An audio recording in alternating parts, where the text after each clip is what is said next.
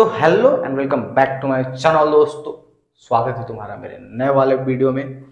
और हाँ, आज मैंने एक पोस्ट डाला हुआ था, कम्युनिटी पोस्ट, कि हाँ किस टॉपिक पे वीडियो चाहिए।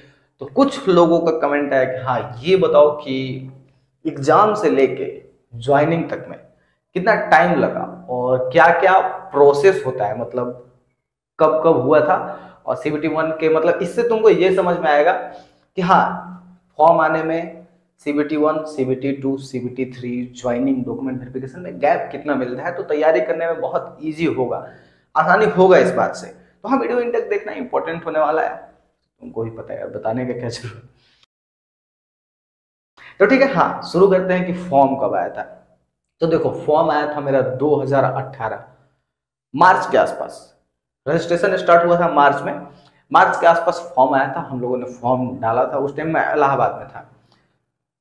तो एक चीज है कि कॉन्फिडेंस या ओवर कॉन्फिडेंस जो भी बोल, फॉर्म आया था तो मुझे कोई कॉल करके पूछता था कि कितना वैकेंसी है, तो मैं एक कम करके बताता था, क्योंकि एक तो मेरा था ना, इतना कॉन्फिडेंस था मुझे।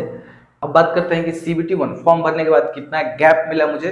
तो मार्च में मैंने फॉर्म डाला था और मुझे मेरा एग्जाम का एडमिट कार्ड वगैरह अगस्त में आया था और सितंबर तक एग्जाम चला था।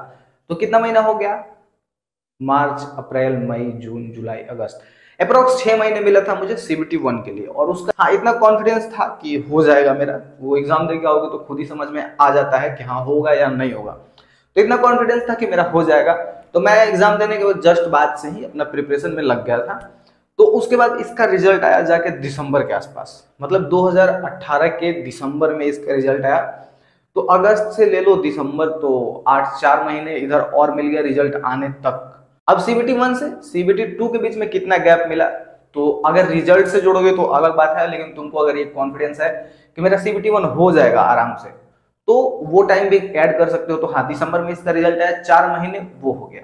और उसके बाद एग्जाम का, इसका CBT 2 का एग्जाम हुआ था अप्रोक्स फरवरी के टाइम पे। हाँ, CBT 2 और CBT 1 दोनों मेरा सिकंदराबाद एक ही सेंटर पे हुआ था, मौला अली में। तो वहां पे लगभग मान लो कि CBT 1 से तुमको CBT 2 के बीच में भी 4 से 5 महीना तो मिनिमम मिल ही गया, क्योंकि फेब में एग्जाम हुआ था, अगस्त में रिजल्ट आया था, तो 6 महीना ऑलमोस्ट, इसको भी तुम ऐड कर लो। और हाँ, इसका रिजल्ट काफी जल्दी आ गया था। तो एग्जाम देने के 2 महीने के बाद, मतलब फरवरी में हुआ था, मार्च और अप्रैल, मार्च गैप मिला था और अप्रैल में इसका रिजल्ट हमको मिल गया था। तो मतलब कि आंसर की आ गया, थोड़ा सा रिजल्ट आने में टाइम लगता है, लेकिन आंसर की आने के बाद तुमको अंदाजा मिल जाता है कि हो जाएगा। खैर मुझे नहीं मिला था, क्योंकि मुझे नहीं लग रहा था कि इतना कम नंबर पे मतलब हो जाएगा।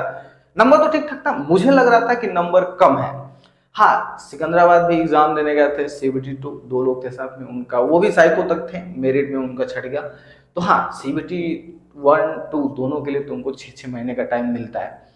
अब CBT 3 का जो लफड़ा है ना, मतलब साइको, उसमें थोड़ा तुमको कम टाइम मिलता है रिजल्ट आने के बाद से।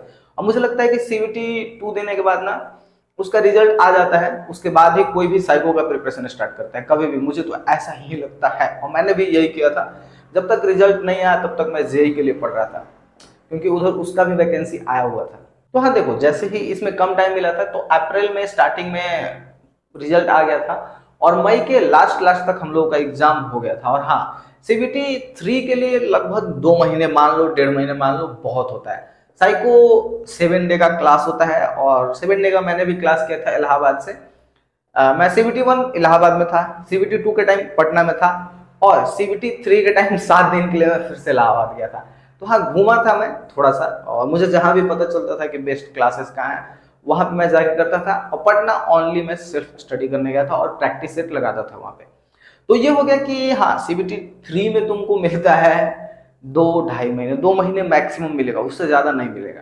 तो देखो, उसके बाद जैसे ही साइको हुआ, तो साइको का रिजल्ट वगैरह जून में आ गया था। और उसके बाद अब टाइम था फाइनल मेरिट का। तो हाँ, फाइनल मेरिट वैसे नहीं आ रहा था, पैनल कर करके आ रहा था, उसमें पता चल रहा था कि कितने नंबर वालों तक का लिया है, ऐसे मेरिट कंफर्म नहीं पता चल रहा था कि कितने में पैनल वाले हैं। और पैनल इसलिए आया था कि उनको अब मेडिकल और डॉक्यूमेंट वेरिफिकेशन कराने जाना है, इस चीज के लिए पैनल आ रहा था। कट ऑफ जो फाइनल होता है वो लास्ट में आता है, मतलब कि मेडिकल डॉक्यूमेंट वेरिफिकेशन कराने के बाद, क्योंकि उस टाइम तक 1.5 गुना लड़के गए थे मेडिकल कराने।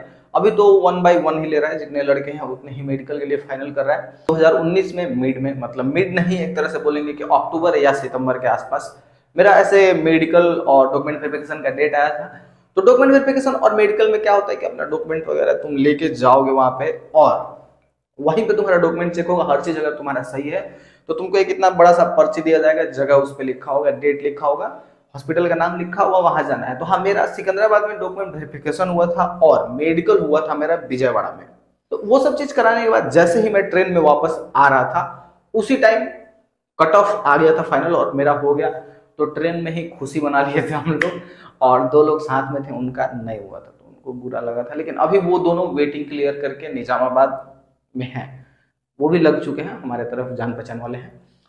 तो मेरा वहीं पे हो गया था, और उसके बाद अब ज्वाइनिंग होना था, ज्वाइनिंग लेटर आना था। तो ज्वाइनिंग लेटर का मुझे करेक्ट डेट याद है, 23 मार्च 2020, जो कि मेरे घर पे पहुंचा था।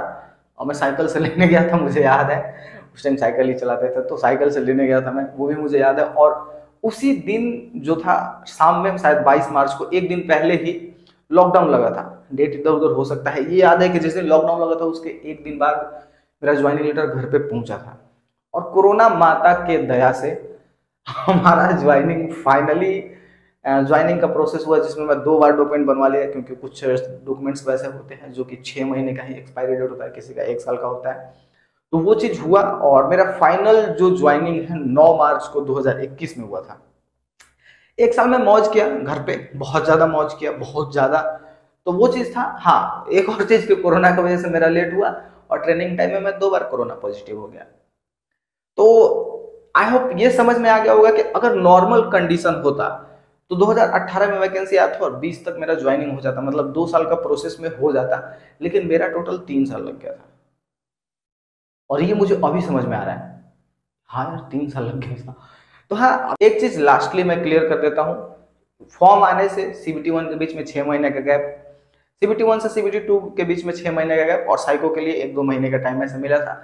और उसके बाद फाइनल मेरिट वेट वगैरह आने के बाद 6-7 महीने में नॉर्मल ज्वाइनिंग करा लेते हैं वो लोग। और हम लोगों के टाइम उतना फास्ट प्रोसेस नहीं था, अभी बहुत अच्छा फास्ट प्रोसेस चल रहा है। तो तुम लोग 3-3 या 4-4 महीने का गैप लेके चल सकते हो। तो ये एक वीडियो मैंने इसीलिए बनाया कि हेल्प हो जाएगा कि टाइम कितना कितना मिलता है, पहले से प्रिपेयर करो, और वीडियो को लाइक करो। मेरा वीडियो देखो, आइडिया देते रहता हूँ, और चैनल को सब्सक्राइब भी कर लो। ठीक है, मिलेंगे नेक्स्ट वाले वीडियो में किसी अच्छे से टॉपिक के साथ। तब तक के लिए अलविदा, सब खैर, अपना ख्याल रखो सब लोग, ठीक है।